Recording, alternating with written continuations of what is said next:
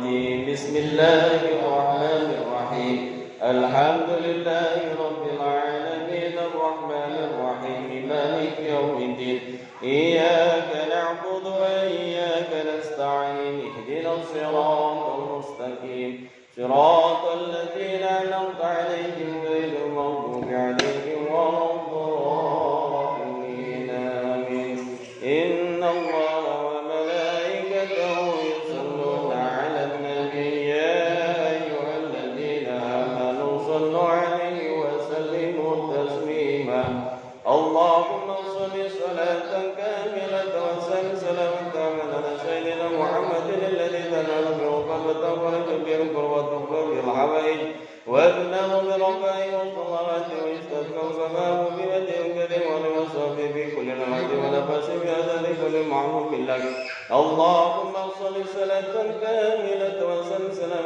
على سيدنا محمد الذي تنال بالقلب وتفرج بالقرب وتقبل بالحوائج وابنه بربائه والصلوات ويستسقى الغمام بوجه كريم ولوصفه بكل لمحة ونفس بهذا لكل معروف لك اللهم صل صلاة كاملة وسلام على سيدنا محمد الذي تنال بالقرب وتنفرج بالقرب وتقبل بالحوائج وتنال بركائه والصلاة ويستسقى الغمام بوجه الكريم والوصف بكل لمحة ونفس بعدد كل معلوم لك اللهم صل صلاة كاملة وسلام على سيدنا محمد الذي تنال بالقرب وتنفرج بالقرب وتقبل بالحوائج وتنال بركائه والصلاة ويستسقى الغمام بوجه الكريم والوصف بكل لمحة ونفس بعدد كل معلوم لك اللهم صل صلاة كاملة وسلام على سيدنا محمد الذي تنال بالقرب وتنفرج بالقرب وتقبل بالحوائج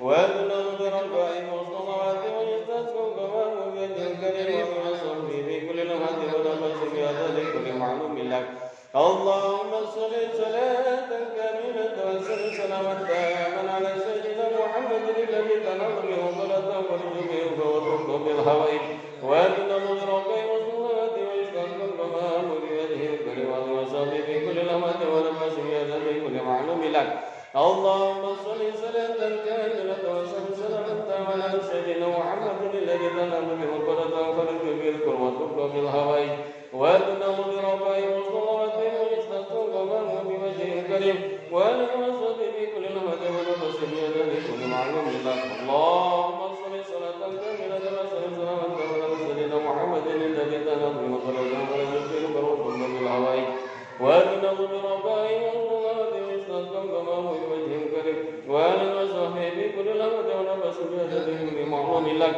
اللهم صل صلاة كاملة وسلام على سيدنا محمد الذي تنال بالقرب وتنفرج بالقرب وتقبل بالحوائج وتنال بركائه والصلاة ويستسقى الغمام بوجه الكريم والوصف بكل لمحة ونفس بعدد كل معلوم لك اللهم صل صلاة كاملة وسلام على سيدنا محمد الذي تنال بالقرب وتنفرج بالقرب وتقبل بالحوائج وتنال بركائه والصلاة ويستسقى الغمام بوجه الكريم والوصف بكل لمحة ونفس بعدد كل معلوم لك اللهم صل صلاة كاملة وسلام على سيدنا محمد الذي تنال بالقرب وتنفرج بالقرب وتقبل بالحوائج وتنال بركائه والصلاة ويستسقى الغمام بوجه الكريم والوصف بكل لمحة ونفس بعدد كل معلوم لك. Ya, silakan dibuka yang sudah megang kitab di halaman 16. Halaman 11 baris kedua dari atas. Wa qala alaihi salatu wassalam, dan bersabda Nabi Muhammad sallallahu alaihi wasallam, ahabul ibad ilallah ta'ala, hamba yang paling dicintai oleh Allah Subhanahu wa taala, anfa'un nas linnas, yaitu orang yang memberikan manfaat bagi manusia yang lainnya. Jadi kata Allah, hamba yang paling dicintai oleh Allah adalah orang yang memberikan manfaat kepada orang lain. Ya, ini sering ya kita mendengar. Ya. Jadi Allah nggak melihat apakah itu dia orang Islam atau bukan Islam. Ya, selama dia masih memberikan manfaat kepada manusia, itu adalah orang yang paling dicintai oleh Allah. Itu sering kita mendengar seperti itu. Jadi artinya di sini itu bukan begitu. Udah jelas di dalam awal hadis ini Allah, ya, Rasulullah bersabda ahabul ibad, hamba yang paling dicintai. Artinya siapa? Orang Islam, hamba Allah. Artinya hamba itu orang yang menghambakan dirinya, orang yang beribadah kepada Allah, itu adalah hamba. Jelas. Pokoknya kalau kata orang sering tuh sama orang-orang liberal itu dikatakan, ya kan, ya, yang penting kan manusia, ya, memberikan manfaat kepada manusia, itu yang dicintai oleh Allah. Nggak peduli dia orang kafir, orang Islam. Ini hadisnya sendiri ahabul ibad. Awal hadisnya udah jelas. Ya, ahabul ibad, hamba yang paling dicintai oleh Allah. Ahabul ibad illallahi ta'ala, hamba yang paling dicintai oleh Allah adalah manusia. Ya, kita kan manusia bukan jin. Jelas? Jangan dia dipelintir-pelintir. Ya, dia mau Nasrani, mau apa? Ya, kalau dia memberikan manfaat kepada manusia, itu yang dicintai oleh Allah. Bukan begitu di sini. Ahabul ibad illallahi ta'ala.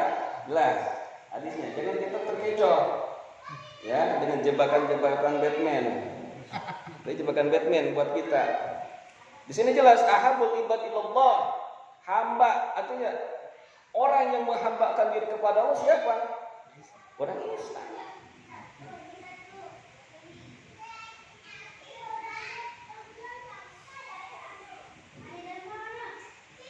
Dan yang diakui oleh Allah. Siapa hamba yang diakui oleh Allah di dalam Al-Quran?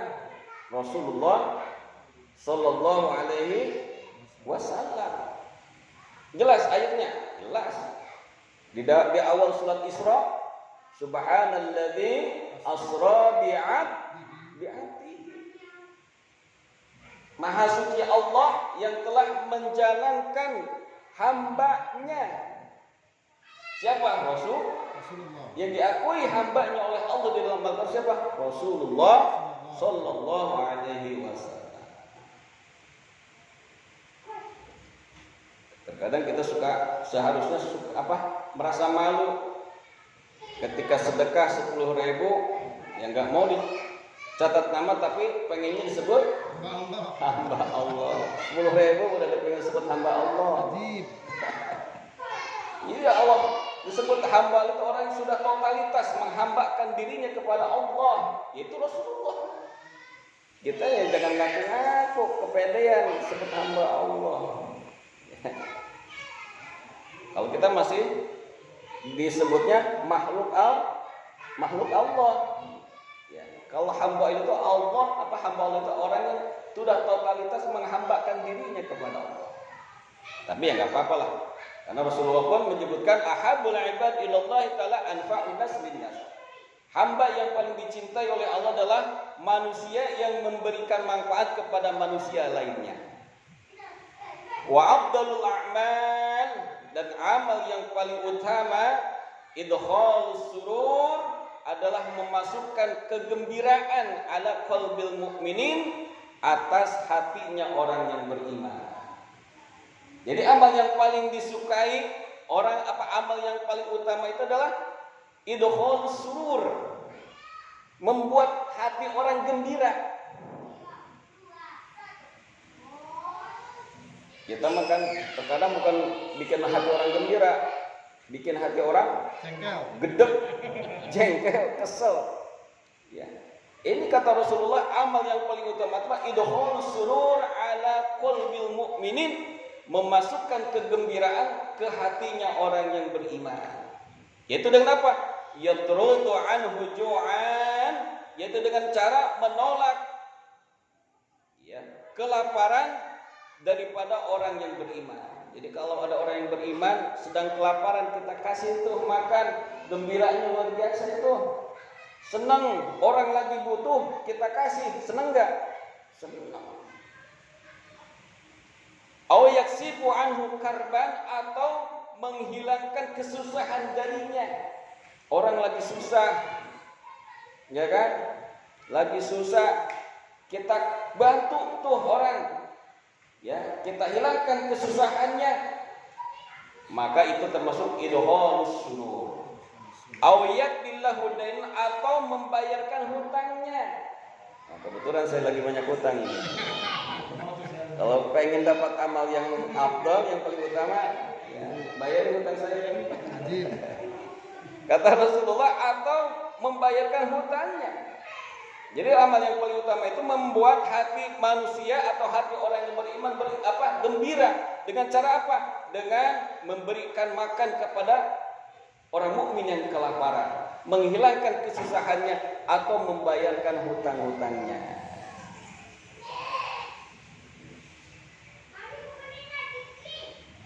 Wa khoslatani, dan ada dua perkara, la syai'a, tidak ada satu apapun, ahbasu, lebih jijik, lebih jelek, anjasu, lebih najis, minhuma, dari dua perkara itu. Apa? Asyirku billah, yang pertama adalah musyrik kepada Allah, menyekutukan Allah. Itu amal yang paling jijik, perkara yang paling jijik, paling najis. Yang pertama apa? Asyirku billah, menyekutukan Allah. Jadi syirik ini, ya, ada yang terang-terangan, ada yang tersembunyi. Terang-terangan, ya, kayak contoh menyembah berhala, menyembah patung, menyembah pohon, menyembah gunung, menyembah matahari, ya. Menyekutukan Allah, kita menyembah Allah, di satu sisi kita menyembah selain Allah, itu adalah musyrik. Nih, batu cincin. Kalau kita mempercayai ini batu cincin, ya, sama dengan mempercayai kepada Allah, syirik namanya. Saya pakai ini bukan karena ini ada apa-apanya, karena saya senang, hobi, buat hiasan aja, ya, bukan karena ini bisa nyembuhin orang keselak, bukan. Kalau pengen tahu, coba aja nih, celupin ke air, ada orang keselak, minumin, sembuh. Panas teman. Kamu lamun teh manis. Ya. Jadi menyekutukan Allah itu dengan kita menyembah Allah, di satu sisi kita menyembah selain Allah. Ya, secara zahir terang-terangan kita nyembah gunung, nyembah pohon, bikin sajen ke pohon. Nah, itu syirik. Ya, ke kuburan bikin sajen juga syirik itu. Kita ke kuburan itu bukan nyembah kuburan, kita bertawasul. Ya, bertawasul, boleh kita bertawasul kepada orang-orang soleh. Jangan kepada orang soleh, kita bertawasul dengan amal kebaikan kita. Ada contohnya, ada riwayatnya. Itu tawasul tuh. Ya, kalau orang yang nggak ngerti, itu musyrik, ya kan? Enggak, makanya harus hafal dulu apa, ya, niatnya. Apa yang dilakukan ketika orang-orang Ahlus Sunnah wal Jamaah, ya, menziarahi para orang-orang soleh, para auliya Allah, para wali-wali Allah. Jadi yang kita harus waspada itu niat di dalam hati kita, bukan minta sama kuburan. Hati-hati, kalau kita minta sama kuburan musyrik. Kita minta kepada Allah dengan wasilah, orang-orang soleh, wasilah para auliya Allah. Yang penting nih, niatnya yang harus kita luruskan. Yang salah itu apa? Nyembah kuburan. Betul, salah. Nyembah kuburan ya musyrik. Kita nggak nyembah kuburan. Ada musyrik yang tersembunyi. Apa tuh? Riya. Pengen dilihat orang, sum'ah, pengen didengar orang tuh. Riya itu artinya pengen dilihat orang, sum'ah, pengen didengar orang. Oh, kalau udah beramal pengennya dilihatin orang. Ya. Kalau udah beramal pengennya didengerin orang, sum'ah namanya itu. Nah itu syirik tersembunyi. Hati-hati itu amal kita tuh, habis amal kita. Kalau amal kita pengen dipuji orang, pengen didengar orang, itu sama dengan musyrik menyekutukan Allah dengan sembunyi-sembunyi.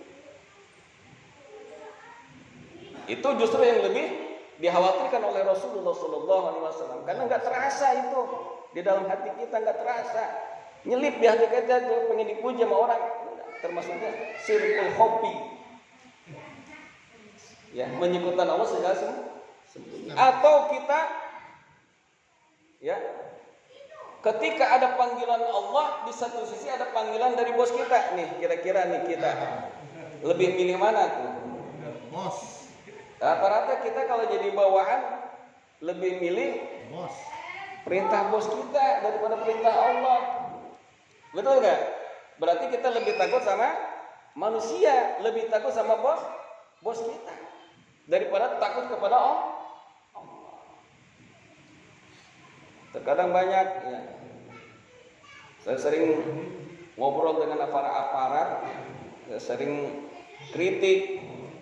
Saya kritik para aparat, karena saya dekat juga sama aparat, terkadang ngobrol, ya. Saya kritik, kenapa begini? Saya bilang, ya gimana Ustaz? Saya kan bawahan. Kalau bawahan kan tergantung perintah atasan. Gitu jawabnya. Nah, itu. Banyak. Atau menghambakan apa lagi? Mentuhankan apa? Mentuhankan harta kita.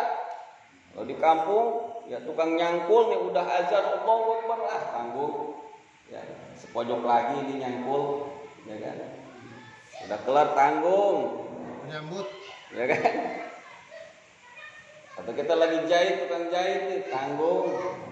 Atau kita lagi ngelayanin pembeli nih, tukang warung juga nih, ya maaf, sekarang kan kita masih kalah. Tanggung nih, aduh lagi rame, bener gak? Itu setan godain begitu. Udah aja kok ngedadak yang beli rame ini, ya kan? Itu kita perang batin nih, antara berhenti ngelayanin pembeli atau menghadiri panggilan Allah. Berat. kasih diri ya. Pak, di mana-mana begitu. Nah itu syirik, ya syirik itu ada zahir, ada khofi. Yang kita nggak terasa itu yang khofi. Yang paling banyak itu ketika kita pengen dipuji orang, itu yang bahaya. Pengen didengar orang, sedekah 100.000, ngomong sama pengurus, ya tolong sebutin ya nama saya, ya. Ada lagi besoknya, ada orang juga sedekah, cuma dia nggak ngomong juga sama pengurus, jangan disebut ya nama saya, sebut aja hamba Allah. Diumumin, ya dari hamba Allah, dia nyolek sama temannya sebelahnya, tuh gua tuh hamba Allah. Sama juga.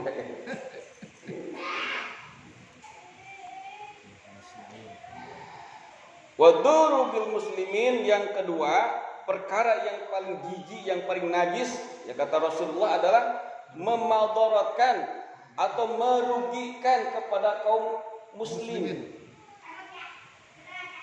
Merugikan kaum muslim itu adalah sesuatu perkara yang menjijikkan, kata Rasulullah.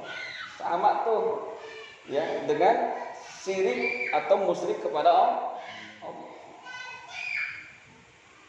Masya Allah, berat ini.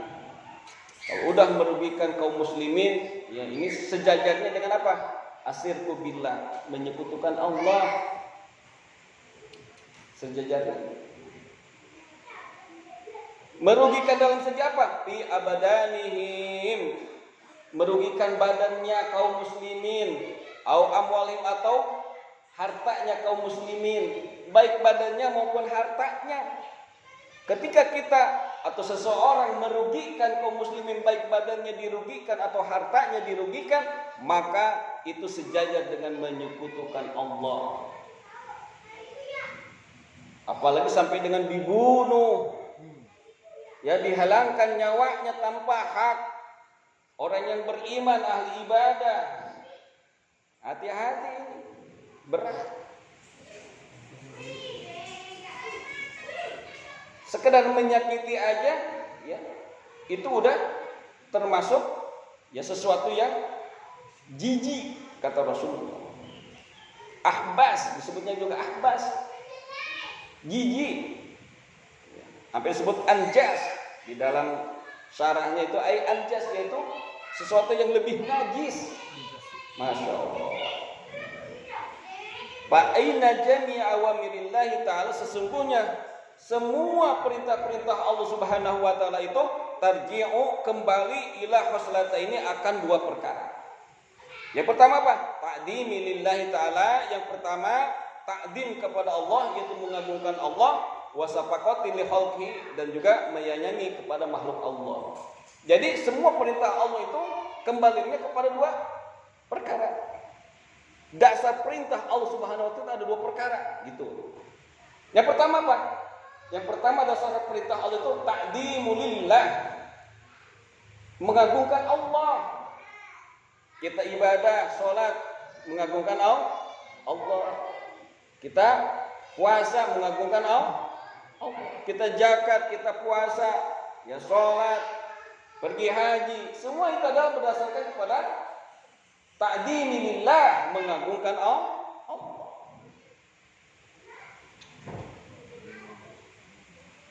Zakat, apalagi sedekah, itu apa? Wasafaqati li khalqih, adalah kembalinya kepada apa? Menyayangi makhluk Allah. Jadi semua perintah Allah itu berdasarkan hanya satu apa? Ta'dimi lillah, mengagungkan Allah, wasafaqati khalqillah, sayang kepada makhluk Allah. Jadi semuanya itu kembali ke situ tuh. Semua yang diperintahkan oleh Allah berdasarkan kepada ta'dimi lillah, wasafaqati li khalqillah, mengagungkan Allah dan juga menyayangi makhluk Allah. Kaqouli ta'ala, seperti firman Allah Subhanahu wa taala, aqimus shalah wa atuz zakat. Jadi berdampingan, selalu berdampingan perintah Allah itu. Yang pertama apa? Aqimus shalah, dirikan shalah, ini hablum minallah, wa atuz zakah, bayarlah zakat, hablum minan. Jadi itu aja perintah Allah itu, hablum minallah, hablum minan nas. Ta'dimi lillah, wasafaqati li khalqillah. Aqimus shalah, dirikan shalah, kita mengagungkan Allah. Wa atuz zakah, membayar zakat, kita sayang kepada makhluk Allah. Wa qouli ta'ala, dan juga firman Allah Subhanahu wa taala, uskurli wali walidayk. Kata Allah, firman Allah, bersyukurlah kalian kepadaku dan bersyukurlah kepada ibu bapakmu. Yang pertama syukur kepada Allah, yang kedua syukur kepada kedua orang tua. Kita bersyukur atas nikmat-nikmat yang telah Allah berikan kepada kita. Ya kan? Atas nikmat apa? Iman, Islam, niat sehat badan, nikmat umur panjang. Syukur kepada Allah, berterima kasih kepada Allah. Dan ketika kita adanya di muka bumi ini dengan asbab terlahir daripada kedua orang tua kita, bukan kita keluar dari balik batu, bukan. Kita ini adanya kita ini karena adanya orang tua.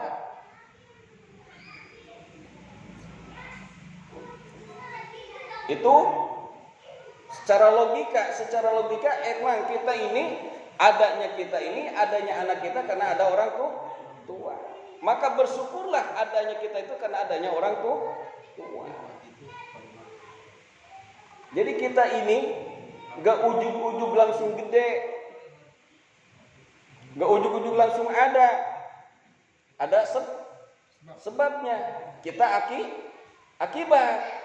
Orang tua kita jadi ada sebab, ada sebab ada orang tua, akibatnya ada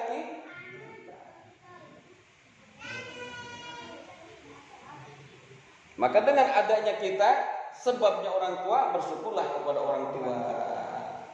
Jangan kita durhaka kepada orang tua. Ya, jangan merasa kita ujung-ujung gede tanpa diurus sama orang tua. Orang tua banting tulang, peras keringat, membesarkan kita. dengan susah payah, dengan penderitaan. Ibu kita ngandung kita, ya Allah, 9 bulan kita dibawa kemana-mana sama orang tua kita. Benar gak? Orang tua kita, ibu kita lagi ngandung kita, Masya Allah, lagi tidur, susahnya bukan main. Tidur miring kayak salah celentang, salah tengkurap, salah. Benar gak? Iya. Coba aja kita punya tas pinggang, isi tuh tas pinggang, umpamanya 3 kilo aja tuh tas pinggang, bawa kemana-mana tuh, beratnya kira-kira. Itu aja udah seminggu aja, jangan ke seminggu mas, sehari semalam aja cobain aja. Tas pinggang tuh diikat ke perut kita, isi tuh dengan beban yang agak 3 kilo. 3 kilo rata-rata kan lebay lahir itu 3 kiloan. Coba rasain tuh, betapa susahnya orang tua kita, benar nggak? Iya. Masya Allah, makanya dosa kepada orang tua itu besar. Besar. Kenapa? Di dalam ayat Al-Quran pun syukur kepada Allah, syukur kepada orang tua. Ini muqaranah, nggak bisa dipisah. Ini disebutnya ayat muqaranah ini. Ayat yang nggak bisa dipisah. Aqimus shalah wa atuz zakat uskurli wali walidain. Itu nggak bisa dipisah. Ridho Allah, ridho walidain. Sekarang orang udah sukses, udah gede, orang tua dianggap pembantu. Masya Allah. Saya pernah lihat nih di daerah Gria, tahu orang blok mana, tahu orang mana, ya apa orang lewat. Itu ada orang tua digebukin sama anaknya pakai bambu. Saya gregetan. Ya Allah, benar-benar durhaka. Jangankan main kasar, bentak orang tua aja udah dosanya luar biasa. Allah murka, nyebut aja. Diperintah sama orang tua, neng ke warung, mak mulu, kata gitu. Keluar kata aja. Masya Allah, Allah murka. Gak bakalan dapat berkah hidup kita, sengsara hidup kita. Kita mau nyari berkah kemana? Makanya kan saya suka terharu dengar lagunya Roma Irama Keramat, ya kan? Keren, luar biasa itu. Makanya saya senang sama Pak Haji Roma Irama Keramat. Beliau tuh selain artis, dia orang alim juga. Dai dia. Mungkin di antara kita orang Islam dibandingkan dengan beliau jauh lebih banyak hafalannya beliau tentang hadis dan Quran. Ya kan, walaupun beliau menyanyi dangdut. Makanya luar biasa beliau itu. Luar biasa pintarnya beliau. Doa ibumu dikabulkan Tuhan. Itu hadis Rasul itu. Dan kutukannya jadi kenyataan. Iya benar. Semua riwayat-riwayat kisah-kisah tentang kemurkaan orang tua terhadap anaknya ada riwayatnya, ada buktinya. Maling kundang. Dulu kita pernah dengar juga cerita di Sunda si Boncel. Kalau pernah dengar si Boncel dulu pernah, itu orang durhaka juga dulu. Walaupun itu si Boncel itu nggak ada bekasnya atau jejak sejarahnya, cuma cerita doang. Beda dengan maling kundang, tapi itu adalah cerita-cerita yang harusnya kita ambil pelajaran. Ketika orang tua sudah murka, orang tua sudah mengucapkan kata-kata yang mengakibatkan kita celaka, itu akan dijawab oleh Allah. Celaka lu, bahaya. Kalau orang tua udah jadi pencelaka, maka kita pun orang tua tahan emosi ketika anak kita bandel nakal, jangan sampai keluar ucapan. Kenapa? Doa kita diijabah Allah. Doa ibumu dikabulkan Tuhan, dan kutukannya jadi kenyataan. Benar itu.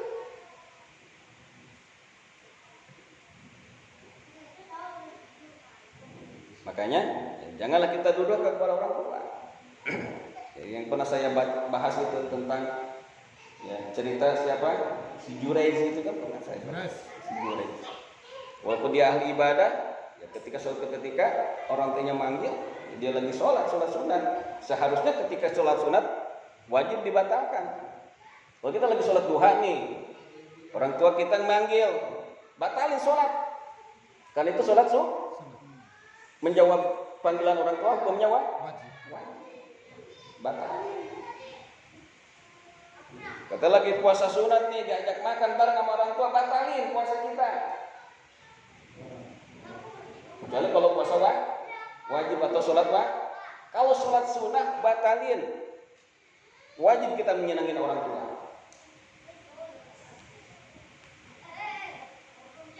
Ruya an Uwais Qurni, ya, sering kita dengar nih sahabat Uwais Qurni, ada yang bilang ini sahabat, ada yang bilang bukan. Ya karena selama hidupnya beliau itu ya nggak pernah bertemu dengan Rasulullah. Ya. Setiap mau bertemu dengan Rasul, dilalahnya Rasulullah lagi nggak ada di tempat. Gagal terus. Tetapi ini Uwais Al-Qarni, walaupun nggak pernah bertemu dengan Rasulullah, ketika Rasulullah hendak wafat berwasiat kepada para sahabatnya. Kata Rasulullah, wahai sahabatku, kalau aku sudah mati, mintalah doa kepada Uwais Al-Qarni. Bingung sahabat, kenapa di antara sahabat-sahabat nggak ada yang namanya Uwais Al-Qarni? Tapi Rasulullah kenapa ketika beliau hendak wafat pernah ya wasiat kepada para sahabat untuk minta doa kepada Uwais Al-Qarni. Masya Allah. Nah ini. Jadi nggak usah khawatir, dibilang lu mah kagak terkenal, Ustaz apaan lu mah kagak terkenal.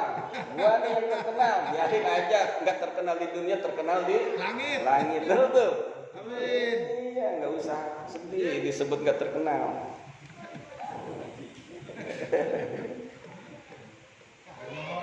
Anahu sesungguhnya Uwais Al-Qarni qala dia berkata, marartu aku melewati fi ba'di sayahati di sebagian perjalananku birohibin ya melewati seorang pendeta.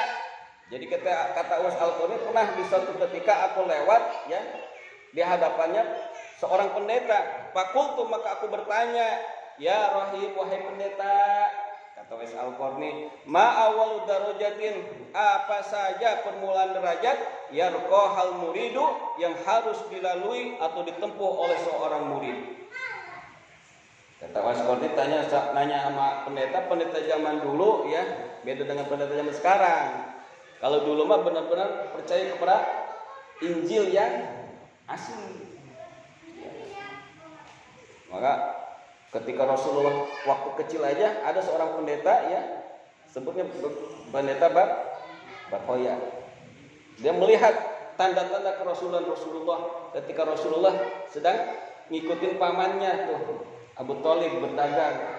Ketika lewat satu tempat ada pendeta bernama Barhoya. Itu melihat tanda-tanda di atas Rasulullah itu, awan itu ngikutin Rasulullah. Oh, ini ternyata yang ada di kitab Injil kata beliau. Ini. Ya, ini bukan Injil yang sudah terkontaminasi. Injil yang benar-benar di situ menyatakan bahwa ada nabi setelah Nabi Isa. Kalau di situ di dalam kitab Injil yang dulu itu dikatakan Ahmad, maka bukan Muhammad, Ahmad. Maka nama Rasulullah itu ada juga disebut Ahmad. Makanya Ahmad Yani itu ya tafaulan kepada nama Rasulullah Ahmad Yani. Wes hadir.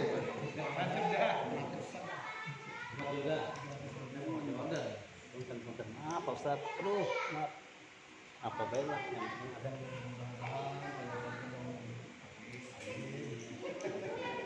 Kata Uwais Al-Qarni, apa aja sih ya yang harus dilakukan pertama kali oleh murid? Qala berkata ini pendeta, raddul madzalim, menolak kezaliman. Yang pertama apa? Tolak kezaliman, lawan kezaliman. Harus kita lawan kezaliman. Kata pendeta itu, wahibatud dhahri minat ta'di'ati. Ya, dan yang kedua meringankan punggung, dohri itu punggung ya, minat ta'di'ati daripada tabi'ah itu apa? Akibat pertanggungjawaban. Yang pertama apa tadi? Lawan kezaliman, janganlah berbuat zalim ya, Mana di sini bisa rodul dolim itu, dolim itu, ya jangan berbuat dolim. Yang kedua apa? Ringankan punggung kita dari pertanggungjawaban dari orang lain. Jangan sampai ketika kita mati, ya kita membawa pertanggungjawaban dari orang lain yang sering kita aniaya. Kenapa? Karena ketika kita berbuat dolim kepada seseorang, lalu seseorang itu kita belum minta maaf, maka dosa yang kita zolimi akan kita pikul, dipindahin ke kita.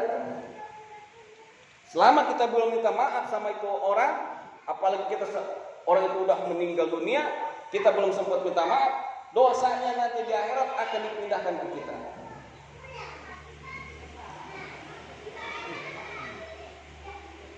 Ayo, kita aja udah bawa dosa banyak, ya.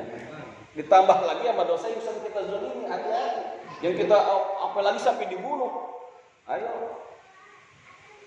Kalau belum minta maaf, nanti di pengadilan akhirat. Itu kata Habibie. Di pengadilan akhirat. Fa innahu, karena sesungguhnya la yus'adu, tidak akan bisa naik lil abdi, bagi seorang hamba, amalun, ya, satu amal, wa alaihi, dan sedangkan ada baginya tabi'atun, atau satu beban, ada satu pertanggungjawaban, au madluma au madlamatun, atau sesuatu yang kezoliman. Jadi amal kita sebanyak apapun gak bisa naik selama kita masih ada beban pertanggungjawaban dari orang lain, dan juga ada perbuatan zolim diri kita terhadap orang lain. Gak bakal naik itu amal. Hati-hati menzolimi, ya, orang Islam, menzolimi orang mukmin, apalagi yang dizolimi zuriyah Nabi, yang dizolimi ulama. Hati-hati. Sebaik apapun, sebanyak kebaikan apapun yang kita lakukan, gak bakal bisa nembus, ya, kalau masih ada beban pertanggungjawaban di punggung kita, dan juga kezoliman yang kita lakukan yang belum dimintakan maaf. Hati-hati. Maka adanya kerusakan, musibah, bencana di satu negara itu, kenapa? Karena adanya kezaliman di negara tersebut, baik dilakukan oleh pejabatnya maupun rakyat biasanya. Kenapa? Allah yang berfirman. Allah yang berfirman. Allah berfirman di dalam Al-Quran, wa ma kunna muhlikal qura ila wa ahluhal zalimun. Tidaklah aku akan meruksak, membinasakan, menghancurkan satu negara, satu kampung, kecuali penduduknya berbuat zalim. Kata Allah. Itu kata Allah, bukan kata Ustaz Yani. Kata Allah, saya cuma nyampein doang. Kata Allah begitu dalam Al-Quran tuh. Tidak, Allah akan meruksak, membinasakan, menghancurkan satu kampung, satu negara, kecuali penduduknya berbuat zalim. Hati-hati. Makanya negara kita, wallahu a'lam, introspeksi aja diri kita. Apakah diri kita berbuat zalim, ya, atau pejabat-pejabat yang berbuat zalim? Ya, wallahu a'lam. Itu aja kata Allah. Wa maqalatu saniyatu, dan maqalah yang kedua, qala Nabi sallallahu alaihi wasallam, bersabda Nabi Muhammad alaihi wasallam, alaikum bi mujalasatil ulama. Ini alhamdulillah ketemu juga hadisnya. Kata Rasulullah, alaikum bi mujalasatil ulama, hendaklah kalian duduk bersama para ulama. Ini malam ini nih. Saya bukan ulama, tapi kitab yang saya baca, yang kita baca adalah karangan ulama. Saya yang disebut ulama, bukan ulama. Ilmu saya disebut apa, tapi kitab yang kita baca adalah karangan para ulama. Kata Rasulullah, alaikum bimujalasatil ulama, hendaklah kalian duduk bersama ulama. Ulama yang bagian ail amilina, yaitu ulama yang mengamalkan ilmunya. Bukan ulama yang cuma pinter ceramah, pinter dakwah, tapi dia tidak bisa mengamalkan ilmunya. Tapi yang dicari itu apa? Ulamaul amilin, ulama yang mengamalkan ilmunya. Bukan ulama ketika ya sudah disumpul oleh harta dunia, lidahnya keluh. Lidahnya keluh mau bilang haram, Jadi Remeng-remeng. ya remeng-remeng kata-kata. Ya, ya remeng-remeng. Jadi remeng-remeng. Gelas. Maka ya, saya mengutip dari ceramahnya Alam Khairuddin, orang yang perlu dikasihani itu siapa? Yang pertama apa? Faqihun yul'abu bihil juhal. Orang faqih, orang yang ngerti agama tapi dipermainkan oleh orang bodoh. Banyak yang sekarang ulama-ulama, kiai-kiai tapi ketika sudah dikasih jabatan, dikasih harta, mingkem. Ya halal dikit dah, gitu dibilang halal dikit. Cari hadis yang mendukung. Iya, dicari-cari dalil supaya yang membolehkan. Iya. Haram dikit dah. Mau bilang haram jadi halom. Halom itu. Kata Rasulullah, hendaklah kalian duduk dengan para ulama yang mengamalkan ilmunya. Wastima'il kalamil hukama, dan mendengarkan ya kalamnya para hukama. Hukama itu ahli hikmah. Ya. Ail alimina, yaitu orang yang mengetahui bidatillahi ta'ala, ya kepada zatnya Allah Ta'ala. Al-musibina, yang benar semuanya, bi aqwalihim wa aqwalihim, dalam ucapan dan tingkah lakunya. Bukan ucapannya kemana, perbuatannya kemana. Banyak sekarang. Ya. Kan sudah dikasih jabatan, ya. Omongannya kemana, perbuatannya kemana. Ya, gitu. Ya, selalu dipermainkan oleh orang-orang yang bodoh. Kebetulan dia punya kekuasaan, dipermainkan tuh orang alim tuh, orang faqih. Itulah yang harus kita waspadai. Fa inna Allah Ta'ala, sesungguhnya Allah Subhanahu wa taala, yuhyil qalbal maita, menghidupkan hatinya orang yang mati, binuril hikmah, dengan cahaya hikmah. Kenapa? Karena Allah Ta'ala itu menghidupkan hati kita yang sudah mati dengan cahaya hikmah, cahaya ilmu. Makanya ya, kalau kita selama 40 hari nggak pernah duduk di majelis taklim, nggak pernah dengar fatwanya atau nasihatnya ulama, maka akan mati hati kita. Kalau 40 hari ini, selama 40 hari kita nggak pernah duduk di majelis taklim, nggak pernah dengar nasihatnya para ulama, maka akan mati hati kita, keras hati kita, susah dinasehatin. Kalau Batu aja ya, sekeras-kerasnya batu masih bisa dipecahin. Hati kalau udah pecah, masya Allah susah dipecahinnya. Dinasehatin ngomongnya apa? Terserah gua. Lo mati terserah lo emang kalau mati. Kalau mati aja baru ustaz dicari, baru kiai dicari, bener nggak? betul. Giran ngaji pada gabung ngaji, betul? Betul. Giran udah mati aja, nyari ustaz. Benar. Jadi tugasnya ustaz itu buat kematian doang. Masya Allah. Terkadang ulama, ustaz kiai itu kayak garam. Tahu garam nggak? Tahu garam? Asin. Tahu garam? Ya garam. Garam buat masak nih. Kalau mau masak, ya kan? Kita nyari garam. Masya Allah, mana garam? Habis kita beli dulu garam. Benar nggak? Kalau mau masak dicari garam. Jadi udah matang garam dicari nggak? Nggak dicari. Boro-boro dilirik garam itu. Sama ulama itu kalau masuk kampanye kayak garam. Oh itu kalau politikus ya kan? Politikus.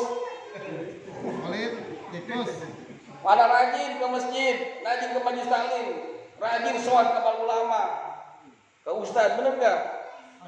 Ada maunya, biar udah dapat, udah jadi pejabat, ya kan? Lupa itu sama ulama. Masya Allah. Janji aja selangit. Kalau saya jadi nanti ustaz, nanti saya akan anu gila udah jadi boro-boro. Mau ketemu aja susah. Ini pengalaman pribadi ini. Makanya saya udah muat sama politik itu sebenarnya. Betul. Kenapa sering dibodohin? Giliran mau ketemu susah prosedurnya, harus inilah, harus itu. Mau ketemu dia, dulu dia ketemu kita, gampang banget, tengah malam kita jabanin. Dia datang, benar nggak? Giliran kita butuh, bawa proposal nih buat maulid. Waduh, ribet banget mau ketemu aja. Brengsek. Kan jangan inilah sama orang politik itu kayak Cukup sekali lah. ya cukup sekali lah kita ketipu lah. Iya, kira kita mau maulid aja susah. Sekalinya ngasih masa 500.000, masa 1.000. Mestinya kan dia kalau udah jadi pejabat lah ya kan, anggota DPR, jadi bupati, jangan 500.000 lah, ngasih buat maulid 5 juta minimal, ya enggak? 400.000 kalah Pak Maman bener enggak? Iya. Makanya saya dua kalau udah ingat masa lalu gitu tuh udah gedek banget tak? Iya. Sama Ustadz Taufik coba kemarin sampai tidur di depan kecamatan pakai tenda. Gimana? Ya, udah lagi diceritain sakit hati. Udah kita ngaji aja dah sekarang udah ya kita sama ulama. Nah, begitu kata Allah, hati yang mati itu akan hidup dengan cahayanya hikmah, cahayanya ilmu. Ai ilmin nafi, yaitu dengan ilmu yang bermanfaat. Dan syaratnya apa? Ilmu yang bermanfaat, syaratnya kita harus takdim kepada guru. Kalau kita pengen ilmu yang bermanfaat, jangan sampai kita membuat hati luka guru kita, hati kecewa guru kita. Sekali-kali ini hati guru kita kecewa sama kita, gak bakalan berkah ilmu kita. Sepintar apapun kita, sehebat pun ilmu apa kita, kalau kita sudah mengecewakan guru kita, gak bakalan manfaat, gak bakalan berkah. Kalau pengen pintar mah gampang, ngapalin aja udah. Belajar aja insya Allah pintar, tapi berkah. Yang susah tuh berkahnya Pak. Kalau pengen pintar mah gampang, kursus juga gampang. Jadi pintar benar gak? Maka al ilmu bita'alum wal barakatu bil hikmah.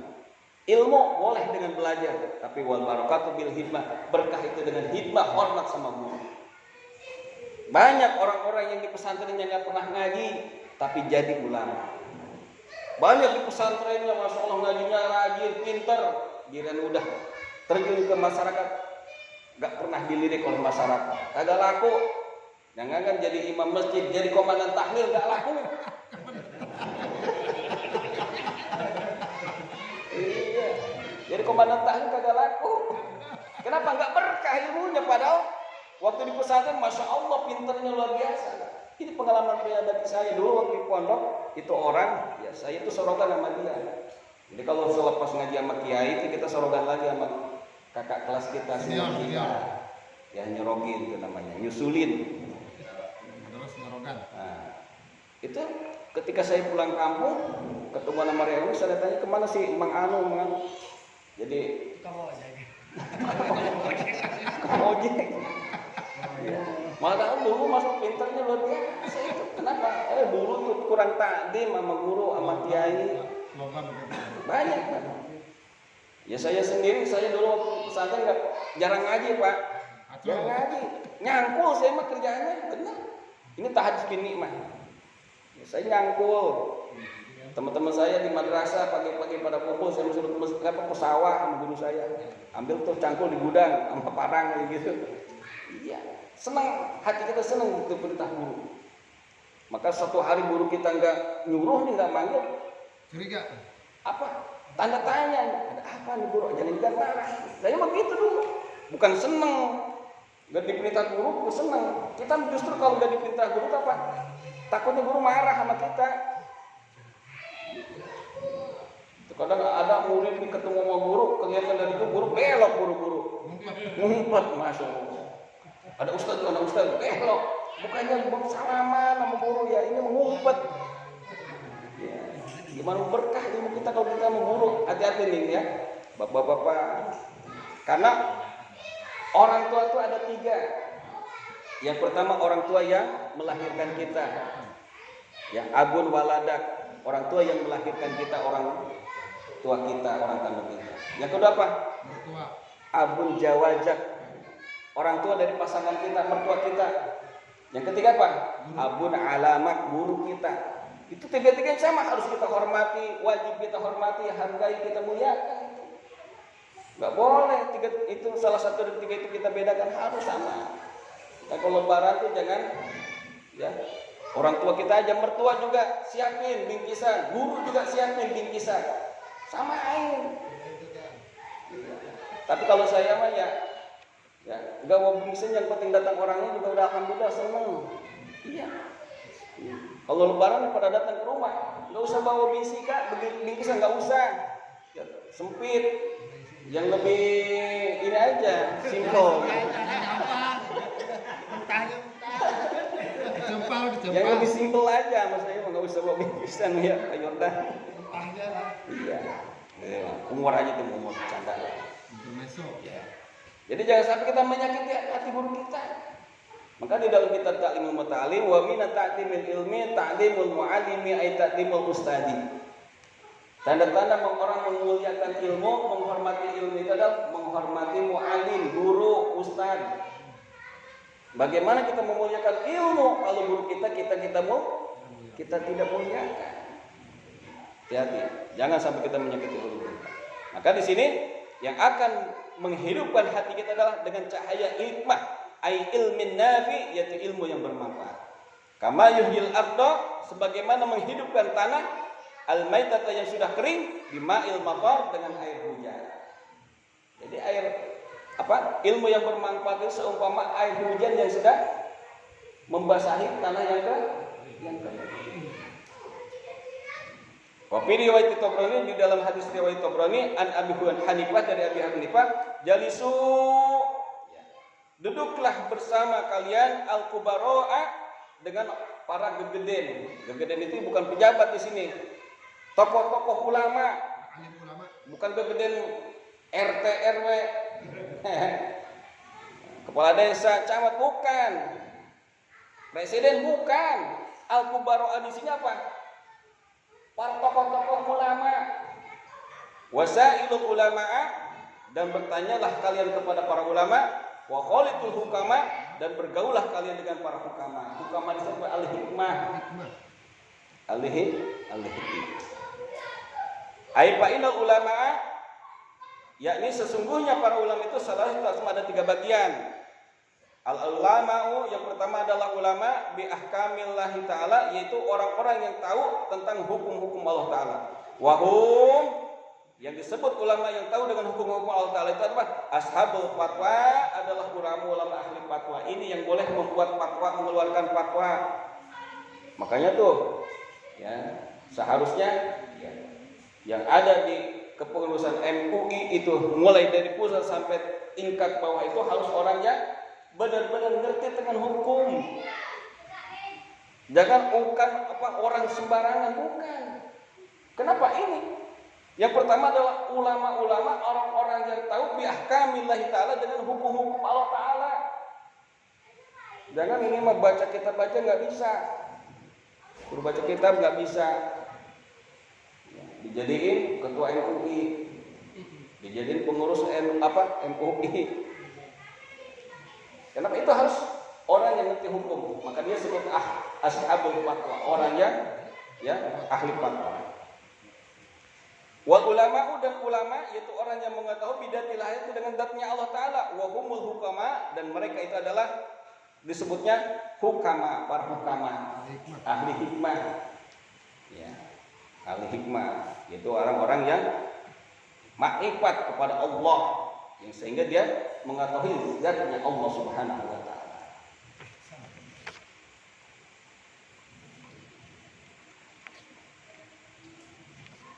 Wa fi mudakhalatihim, maka di dalam bergaul dengan mereka itu tahdibu, akan membersihkan lil ahlaki, ya, akan akhlak kita.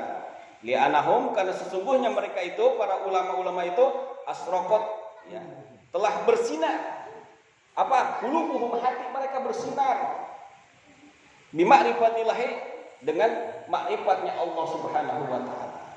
Wa asraqat asaruhum, dan bersinar perasaan hati mereka bi anwari jalalillah, dengan cahaya keagungan Allah Subhanahu wa Ta'ala. Ini udah tingkatnya udah luar biasa.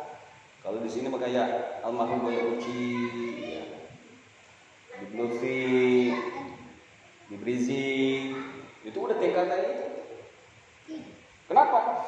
Ya karena kalau bukan karena pancaran makrifat di dalam hatinya, itu nggak bakalan didengar ucapannya. Maka kenapa Habib Rizik ketika dia ngucap didengar orang jutaan orang. Benar nggak?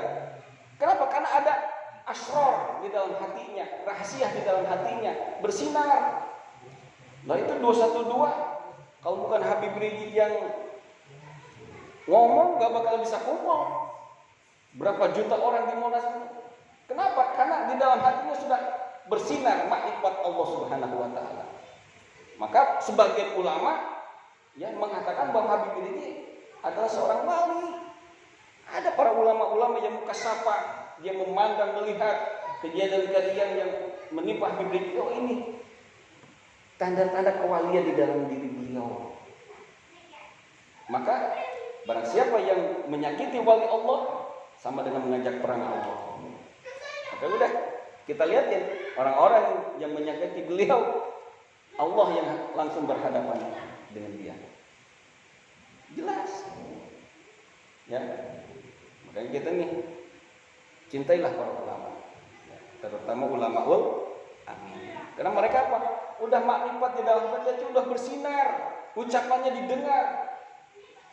Coba kayak saya kayak begini. Ngaji ya tiap minggu yang datang ini lagi. Kenapa? Masih buram. Cahaya di dalam hati saya makrifat kepada Allahnya masih buram. Beda dengan mereka. Ya kan? Itulah.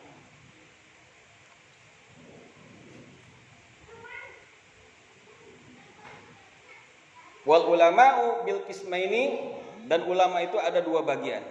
Yaitu yang ulama bi ahkamillah, itu ulama atau orang-orang yang mengetahui dengan hukum Allah, wa ulama bidatillah, dan itu ulama-ulama atau orang-orang yang mengetahui dengan zatnya Allah taala. Wa humul kubara, dan mereka itu adalah dikatakan atau disebut pembesar-pembesar yang agung. Ya, jadi gegeden kalau kata orang Sunda mah. Ya, gegeden, kubaro itu gegeden yang agung, pembesar-pembesar yang agung. Fa inna muhlatu ahlillah, karena sesungguhnya bergaul dengan ahli makrifat kepada Allah, taksibu akan menghasilkan ahwalan saniyatan, tingkah laku yang baik.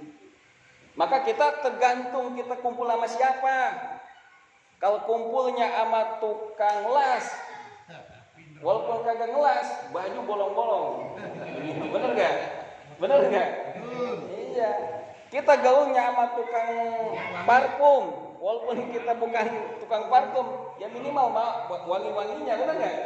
Iya. Apapun ya perkara, kalau bergabung, bergaul, berkumpul dengan yang baik akan ikut baik, bener gak? Kulit, kalau itu kulit kumpulnya, gabungnya, dekatnya dengan Al-Quran, jadi sampul Al-Quran, jadi mulia nggak itu kulit? Mulia. Kita mau megangnya aja pakai wudu dulu, bener gak? Ya, mau dibuka dicium dulu, bener gak? Padahal itu kulit, karena kulit ya nempel dengan Al-Quran, gaul dengan Al-Quran, bergabung dengan Al-Quran.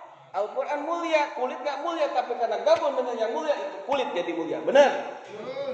Kulit kalau gabungnya sama kayu, bedug, atau hadroh tuh, ya kan, digebukin mulu nasibnya itu, benar kan? Kayaknya orang itu tergantung sama siapa bergaul. Maka di sini gaul dengan para ulama ahli makrifat kepada Allah akan menghasilkan tingkah laku yang baik. Ini juga tarumpah baginda Rasulullah. Itu sendal bisa sampai ke hadapan Allah. Sendalnya siapa? Sendalnya Rasulullah. Malaikat aja, malaikat Jibril nggak sanggup. Sendalnya sanggup.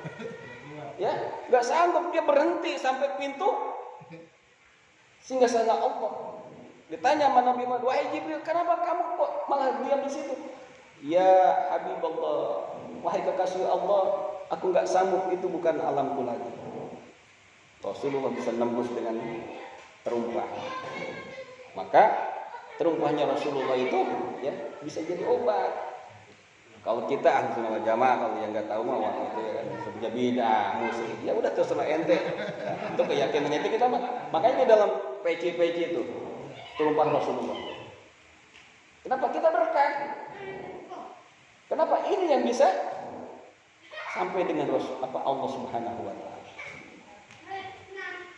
Sendal kalau yang pakai Rasulullah sampai dengan pada Allah. Kita ini masuk surga bukan karena amal kita, Pak. Tapi kenapa? Karena kita menyambung dengan Rasulullah sallallahu alaihi wasallam. Kalau ngitung-hitungan nih ibadah kita dibandingkan dengan umat-umat yang lain, wah, enggak seberapa. Umur kita umurnya umatnya Rasulullah paling banter 60-70 tahun kata Rasul Siti Nawasabin. Tapi umat-umat yang dulu ratusan tahun, bahkan ada yang ribuan tahun umurnya. Bayangin kita yang umur cuma 60 tahun dibandingin dengan orang yang umur ratusan tahun, ibadahnya banyakkan siapa? Banyakkan mereka. Tapi kenapa kita masuk surga paling duluan? Allah haramkan surga bagi umat-umat yang lain sebelum umatnya Rasulullah yang masuk duluan. Sallu ala Nabi Muhammad. Kenapa? Karena kita bersambung dengan Rasulullah SAW. Maka setiap apapun yang berhubungan dengan yang mulia, bergabung dengan yang mulia akan ikut mulia. Contoh saudara saya nih, kisah nyata. Saudara saya tinggal di daerah Serengseng, Kebun Jeruk sana. Waktu musim kemarau, ya, itu kalau jam 2 rebutan air. Jam 2 pagi rebutan air udah bangun. Ketika dia habis ngambil air, ya, ada pos ronda tuh. Ada lagi pada main judi. Dia nenteng air kan capek, sambil istirahat ngeliatin. Datang polisi gerebek. Diangkut dia. Padahal dia kagak main judi, orang ngeliatin doang habis tangan. Bawa air. Tuh, bener gak? Secara kisah nyata nih, saudara saya diangkut ke polsek, gak peduli polisi kalau ada di situ. Bener, padahal cuma ngeliatin doang, kagak ikut judi. Dia nenteng air capek, ada pos ronda, orang lagi pengen ngeliatin. Digerebek sama polisi, diangkut dia, gak peduli sama polisi. Bener gak? Tuh, hati-hati. Makanya kita bergaulah dengan yang baik-baik, dengan yang soleh, ahli ibadah. Kenapa? Akan membawa kebaikan kepada kita. Coba gaulnya sama orang munafik, orang yang bukan ahli ibadah. Kita mau sholat aja, lu ngapain sholat lu? Miskin aja lu. Wah, benar gak? Kenapa? Karena dia gaulnya sama orang yang kagak sholat, kagak ke masjid. Ditanya lu ke masjid udah kaya belum? Belum. Ya udah kayak gua deh, udah berhenti aja lah. Gua udah berhenti, kagak ke mushola lagi, kagak ke masjid lagi. Maka bergaulah dengan orang-orang soleh. Kenapa? Karena kita bergaul dengan orang soleh akan apa? Mengakibatkan timbulnya perbuatan-perbuatan yang baik. Wa naf'u billahdi, dan kemanfaatkan dengan melirik itu fauqa naf'il labdi, ya, lebih di atas daripada kemanfaatan dengan ucapan. Jadi artinya apa? Ketika kita melihat langsung dengan ulama, dengan orang soleh, itu lebih bagus daripada kita cuma dengerin rekamannya doang. Apalagi zaman sekarang serba online, bener gak? Asal ada kuota.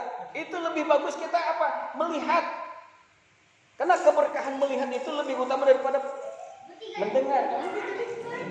Wa naf'u billahdi, kemanfaatan dengan melirik, melihat. Fauqa naf'il labdi, lebih tinggi dibanding dengan apa? Kemanfaatan dengan mendengar, dengan ucapan. Nggak usah ngaji, gua mah YouTubean aja udah dengerin. Betul manfaat, tapi lebih manfaat kita duduk, dengar, dan juga lihat ulamanya, lihat guru kita. Tuh, ini. Jadi makanya sekarang nih banyak anak-anak yang lulus, ya sekolah, lulus kuliah nggak pernah lihat dosennya. Bener gak?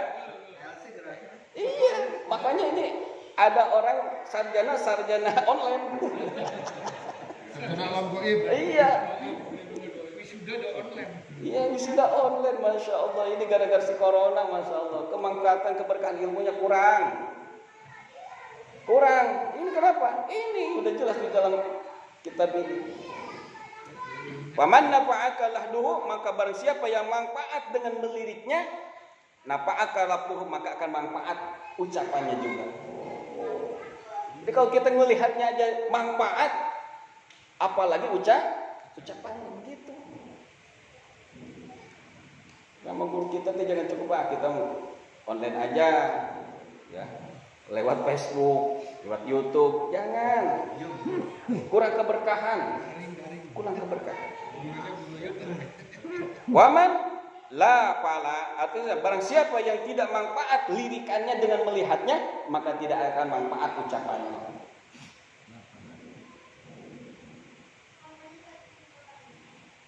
Wa kana Suhrawardi, dan adalah Imam Suhrawardi yatubu, dia berkeliling fi ba'dil masjidil khib, ya, di sebagian masjid khib. Jadi masjid khib itu ada di Mina, di daerah Mina. Ya, kalau yang pernah umroh atau pernah pergi haji itu, ada di sekitaran Mina itu ada yang namanya masjid khib. Kenapa disebut masjid khib? Itu masjid yang ada di kaki gunung, makanya disebut khib. Khib itu kaki gunung. Atau disebut juga ini masjid khib itu adalah masjid 70 nabi. Kenapa? Karena ya sejumlah 70 nabi itu pernah singgah di masjid itu. Dan masjid ini terkenal mempunyai sejarah. Kenapa? Disinilah Rasulullah, ya, berkhutbah di haji wada beliau. Jadi haji wada beliau itu khutbahnya di masjid khib ini. Nah ini jarang nih, ketika kita umroh tuh jarang orang-orang mutawid, ya, yang suka membimbing tawaf atau membimbing umroh mengajak sini nih. Jarang ngajak sini. Ini padahal masjid bersejarah, disebutnya masjid 70 nabi. Dan juga ini masjid yang terakhir Rasulullah berkhutbah di haji wada, di haji yang terakhir beliau. Ya tasoffahu, yang mana beliau itu, ya, melihat al-wujuha, akan wajah-wajah orang, ya, yang sedang melintas di masjid tersebut. Faqila lahu bihi, maka ditanyakan tentang perbuatannya itu. Jadi ada orang yang nanya, wahai syekh, wahai imam, kenapa sih, ya, antum setiap hari keliling masjid ngeliatin wajah-wajah orang, dilihatin aja wajah-wajah orang. Faqala, maka menjawab ini Imam Suhrawardi. Faqala, maka dia berjawab, innalillahi, karena sesungguhnya ada bagi Allah itu ibadah mempunyai seorang hamba-hamba. Jadi Allah itu punya hamba-hamba, idan nadaru, apabila kalian melihat ila sahsin, kepada seseorang, aksabuhu, maka mereka akan memberikan kepada orang-orang itu sa'adatan, kebahagiaan. Fa ana atlubu dzalika, maka aku, ya, mencari itu semua. Jadi kata itu, jawabnya Imam Suhrawardi itu, ketika ditanya, ya, setiap hari itu beliau itu ngeliatin wajah orang aja gini. Ditanya orang, apa tujuan sih, ya, setiap hari kamu ngeliatin wajah orang dulu yang lewat di masjid ini?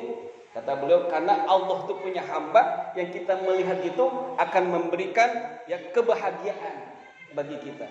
Maka aku pun mencari kebahagiaan dari orang-orang itu. Makanya kita, ya, ngelihatnya jangan ngelihat benci. Kalau orang marah dilihatin, lo suka ngeliatin gua. Ya, kita lihat-lihat dulu siapa yang kita lihat. Orang-orang soleh, orang yang suka masjid, rajin, kita lihatin wajahnya. Siapa tahu nih, saya ngelihat wajahnya Ustaz Taufik berikan bahagia buat saya. Melihat Ustaz Umar ngasih bahagia buat saya, kebahagiaan. Itu lihatin. Apalagi yang dilihat siapa? Ulama, yang dilihat zuriyahnya Nabi, Masya Allah.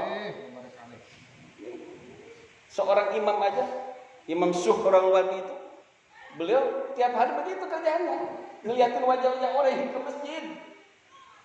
Tujuannya apa? Karena Allah punya hamba yang ketika kita melihat, dia memberikan kebahagiaan kepada kita, memberikan keberuntungan kepada kita. Maka kita, ya, kumpullah begini nih, kita lihatin orang-orang ini. Lihat Pak Jordan, Masya Allah, bercahaya, itu gitu ya. Iya, siapa tahu Pak Jordan memberikan kebahagiaan kepada kita. Amin ya Allah ya Rabbal. Qala Nabi sallallahu alaihi wasallam, wallahu a'lam bishawab, rabbi jinna ilma warzuqna fahma. Ini udah lewat ya, setengah jam. Allah.